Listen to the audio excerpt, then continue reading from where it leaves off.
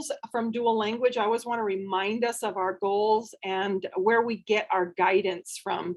Our goals are these three pillars. So it's going to be bilingualism, biliteracy, grade level academic achievement, and sociocultural competence.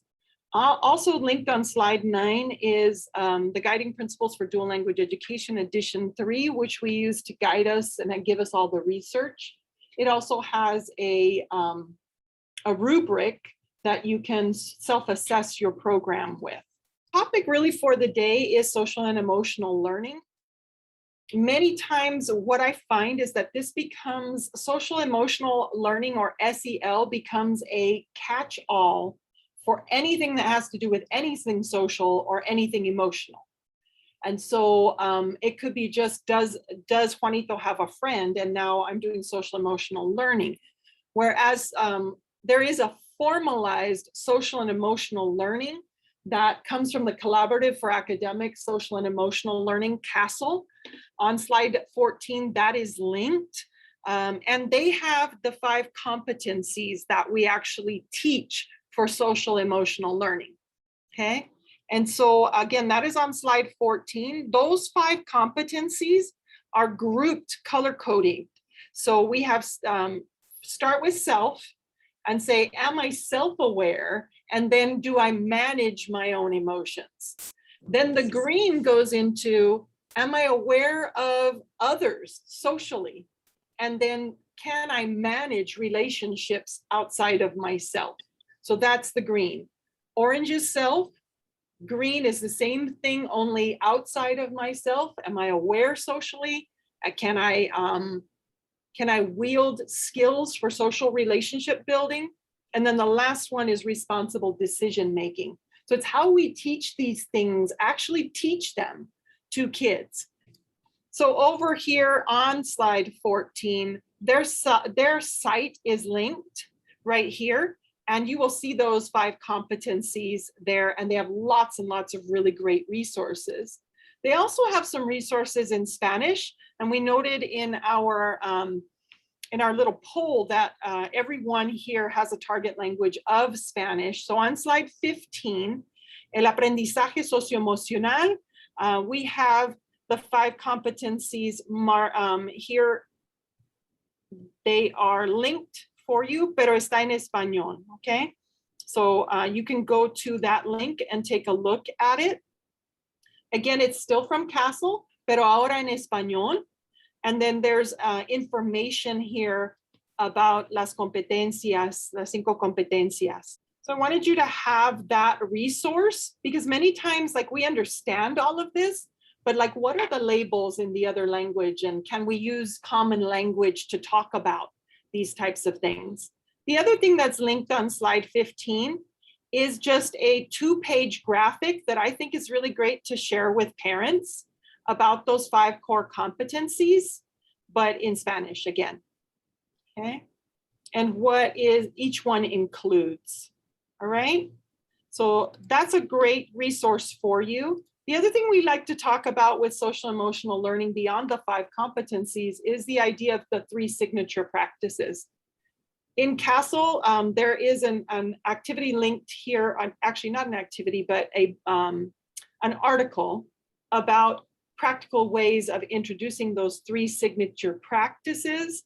And then part of that is translated, the part that's front facing is translated into Spanish in this document. But the 3 signature practices are these: welcoming activities, and then engaging strategies like brain breaks and transitions, and then always an optimistic closure, okay?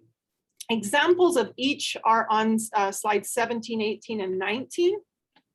So on slide 17, the welcoming activities could be things like dar la bienvenida por nombre para cada estudiante ya que estén entrando, or círculos de diálogo, and that's linked here to a blog about how do we do those types of dialogue circles in Spanish.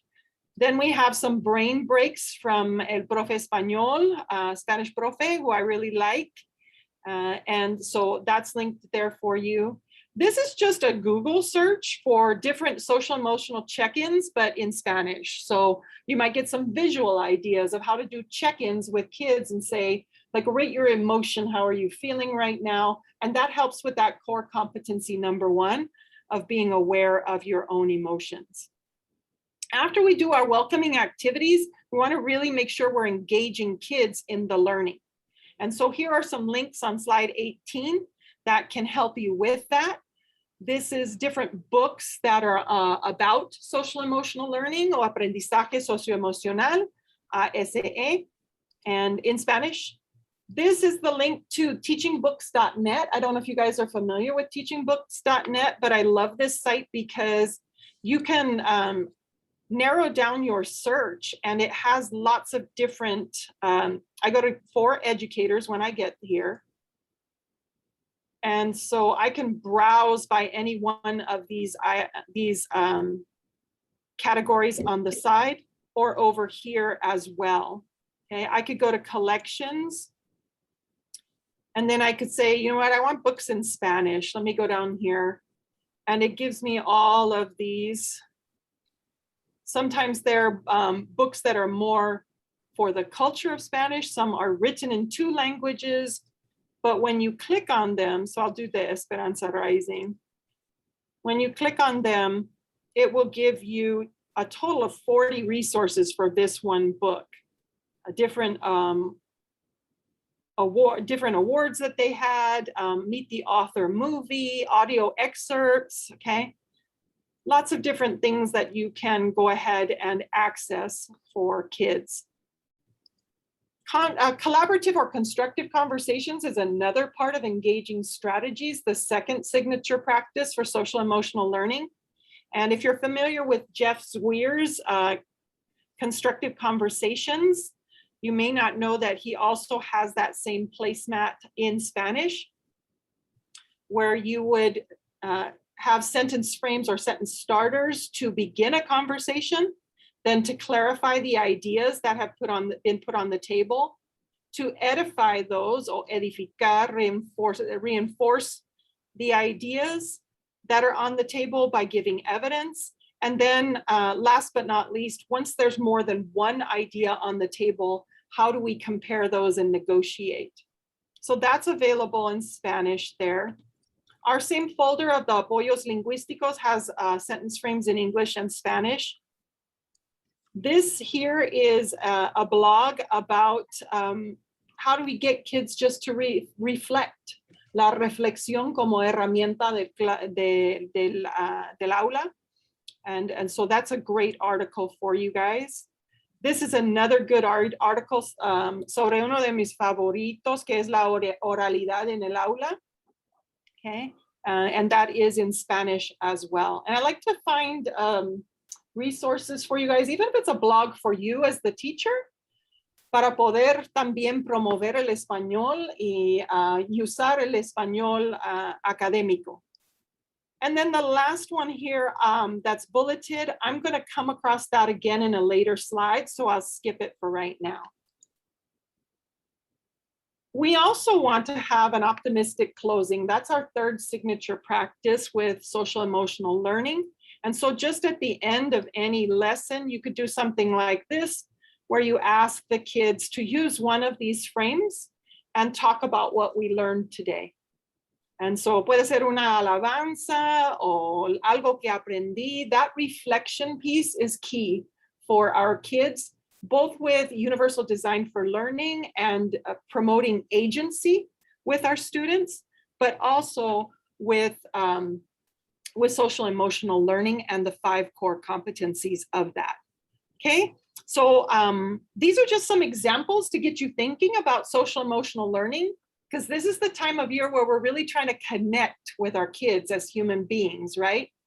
Y sobre todo cuando tenemos personas en el salón que no hablan un idioma, right? How do you connect with someone when they don't speak the language? So it's very important that we have these tools.